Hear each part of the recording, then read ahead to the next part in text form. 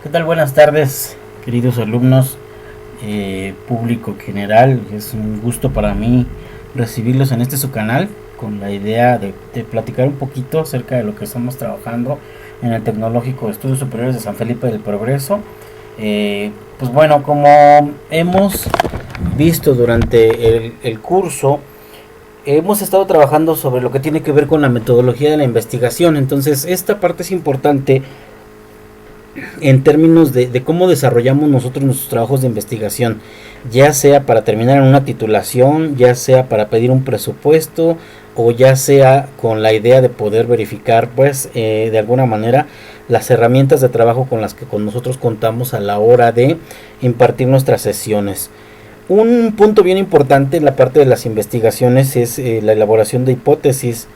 En algunos trabajos que se han revisado hasta ahorita, pues hay muchas inconsistencias con relación a lo que tiene que ver en cómo se redacta una hipótesis. Ahora, el problema no es la redacción de hipótesis, sino realmente la concepción del propio concepto. En este sentido, recordemos que una hipótesis, si la tomamos de alguna de algún enunciado, en este caso como lo menciona Sampieri, perdón, me dice que es un enunciado que nos indica lo que estamos buscando. Esta parte es importante, porque de alguna manera el hecho de que nosotros a nuestro lector le dejemos claro lo que estamos buscando o lo que estamos tratando de probar, pues obviamente lo vamos a poder definir como una explicación tentativa de lo que estamos nosotros trabajando. ¿Sí? Entonces esta parte es importante, recordemos esta cuestión, quedémonos como que estamos hablando de algo que estamos buscando o algo que estamos tratando de probar, y que nuestra hipótesis se convierte en esa posible explicación que yo le estoy dando a dicho fenómeno. Entonces esta parte es concretamente necesaria.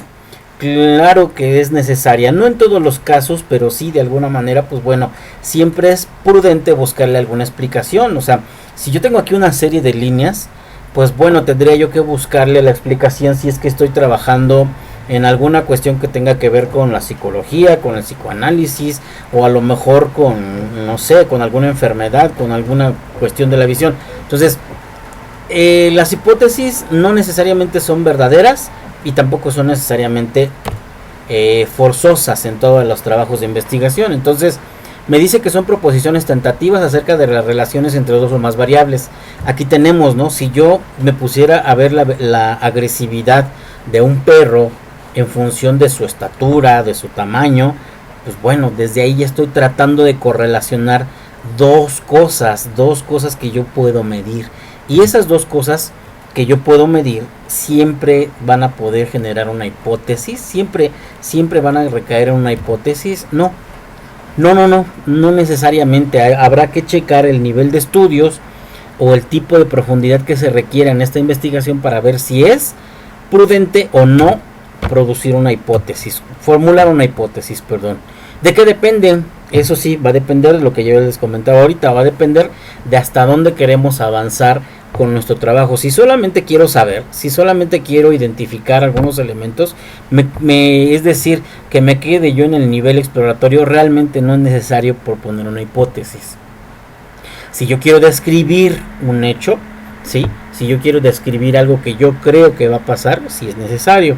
Sin embargo, cuando yo, como en el caso anterior, estoy tratando de correlacionar dos variables, que fue la altura y la agresividad, abajo, si es necesario, en una parte explicativa, si yo quiero después explicar el por qué esas dos variables tienen una relación, esa parte, entonces sí tengo que formularle una hipótesis. Entonces toda esa parte sí es interesante. Ahora, no nos olvidemos que para nosotros formular esta hipótesis tenemos que tener perfectamente esclarecido qué es una variable, es decir, qué le voy a medir a mi investigación. ¿Por qué? Porque muchas de las veces de pronto decimos, voy a medir esto o voy a registrar esto, pero sin embargo el medirlo no solamente es identificar un grado de medida o una escala de medición, sino incluso a veces hasta desarrollar nuestra propia escala de medición para el trabajo que nosotros estamos proponiendo. Entonces, en este sentido, pues sí es importante saber qué es lo que vamos a estar midiendo. Aquí está un claro ejemplo. Dice que yo tengo dos tipos de motivación, una que es intrínseca y otra que es extrínseca. Ok, pero ¿cómo voy a generar una escala yo para medir la motivación? Miren, si hay una diversidad de cosas que cada una de estas cuestiones pues tiene un peso específico para la diferencia de personas. Entonces, en este caso, pues bueno, es complejo saber que si yo voy a medir la motivación, en qué escala de valores lo voy a medir y quién va a medir esas situaciones y en función de qué va a tomar validez esa motivación. La belleza humana. La belleza humana es otra cuestión que se puede medir, se puede generar una hipótesis en función de la belleza humana. O sea, yo es algo que pueda medir fácilmente, yo creo que es difícil, ¿no? El aprendizaje de nuestros alumnos, ahorita que estamos en esta pandemia, la verdad es bien complejo, bien complejo el nosotros generar una medición del aprendizaje que tienen los alumnos. Nosotros dejamos actividades, proponemos herramientas, tenemos diplomados, tenemos un montonal de cosas, pero, oh wow, ¿cómo lo medimos? ¿En quién lo medimos? ¿En qué forma tomamos las variables? Entonces es complejo. La religión, no se diga, la religión es una cuestión que se cuece aparte, que siempre han sido mediciones que se han hecho o que se pretende hacer y se pretende encontrar resultados, mediciones, y es difícil, ¿no? Entonces, ¿de dónde salen las hipótesis? O sea, yo ya vi que hay unas variables y todo ese asunto. Sin embargo, pues bueno, vamos a ver que el primer lugar donde sale una hipótesis es de un postulado. Como podemos leer aquí, me dice que es una idea o un principio que se admite como cierto sin la necesidad de ser demostrado. Eso es un postulado. Entonces, obviamente yo puedo buscar mecanismos, ¿cómo se llama? Puedo buscar mecanismos de medición para poder saber si ese postulado va a ser o no cierto. Aquí está, ¿no? Lamarck, por ejemplo, en este sentido, mantiene sus cuellos estirados para alcanzar las ramas, etcétera, etcétera, hasta que llega un momento donde esta especie logra una altura determinada para poder alcanzar las ramas más altas para su alimentación. Entonces, esto es un postulado. Así de fácil, es una idea en un principio del cómo fue evolucionando el cuello de las jirafas con la idea de poder identificar al último el hecho de cómo es que logran su alimentación. Obviamente que hay una comparación de dos diferentes corrientes, pero vaya, me sirve solamente para ilustrar el ejemplo que les estoy tratando de dar. Después de ahí, otra puede ser una generalización empírica, como su nombre lo dice.